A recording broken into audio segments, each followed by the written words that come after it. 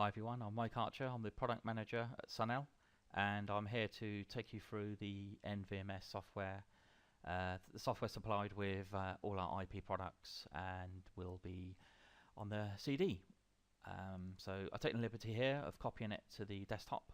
You can see it's in a simple folder, and this will be the first installation on this machine, so I'll quickly go through the install. Doesn't take much time. And you can see already it's created a desktop icon and finished. So that was rather painless. So here we go.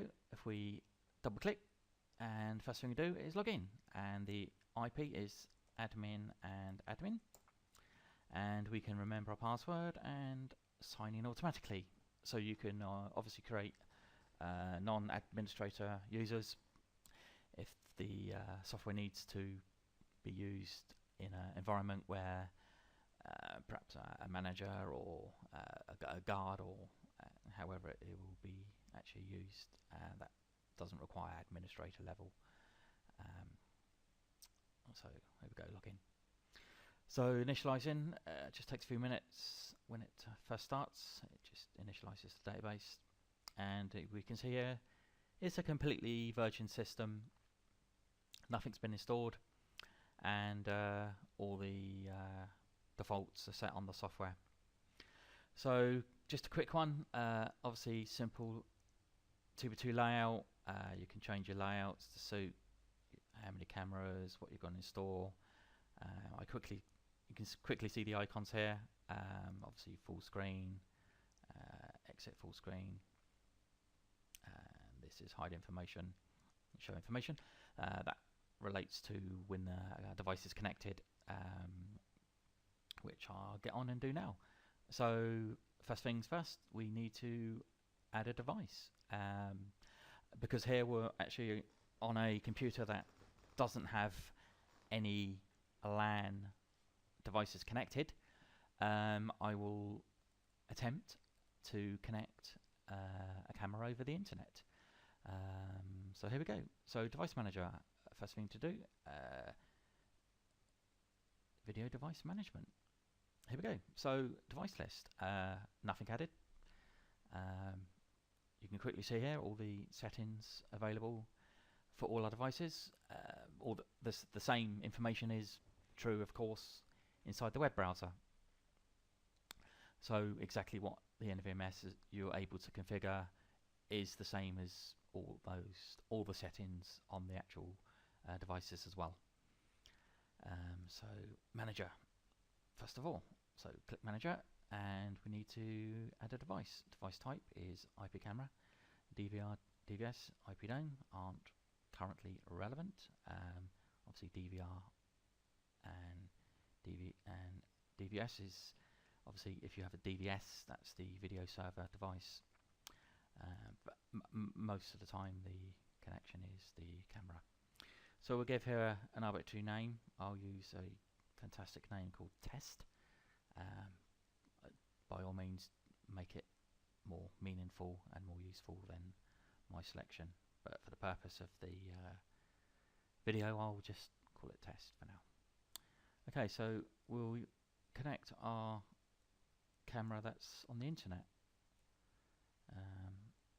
So I put in the IP. So this is over the WAN. You can see here I have the camera set as a port that's different from the default. Purely it's chosen that way. Of course you can have the many cameras on the same IP, especially if it's a WAN, because obviously IPs directly on the internet are very much a premium on IP4. And of course all you need to do is to have many different ports set for each device to have a different control port, and therefore your router, you just need to set the port forwarding rule relative to the camera purely just on the port. So okay, we've got our camera here, we just click add and we have the camera there. Save, very important to save. Don't forget to save. I often do forget myself, but you can be sure that you do need to do a save, and then the device is successfully saved. Okay, so we click exit. Two things to note is little question mark means something's wrong. Of course, we've not actually logged in, and the same principle goes here on the device list. So as soon as we click on here, we would go and connect with the login. This is, of course, the login to the actual device. And as soon as this is done, this will retrieve all the information relative to the actual camera. It's put it to a smaller layout. And now we've got a little green. Green is good. Green means we have a connection. Just a quick note here, you have to, even though it's a one video IP camera, it seems somewhat unusual to have a additional drill down.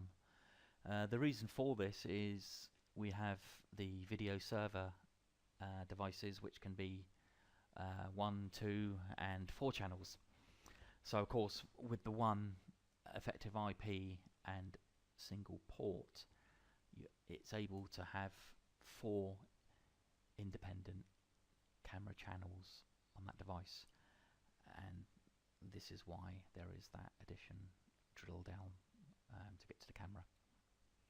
Okay, so camera, we just drag to the display, and hopefully, ooh, we have a picture. That's good. So hide information. All this information about the stream, the name, and all these icons we can hide. So we tidy up the layout. I'll quickly put it back just to show you here. We're reading stream 2. Stream 2, of course, is the second stream, if you like, which is at a lower resolution, still real time. Obviously, I can tell you this is a Sunday evening, and of course, this is the office camera. Someone obviously has turned on the lights, so we got a bit of a display. It's a little bit fuzzy, but that's it's not so important. I can double click a camera, and you can see what will happen is the stream will then dynamically change to stream 1. I hadn't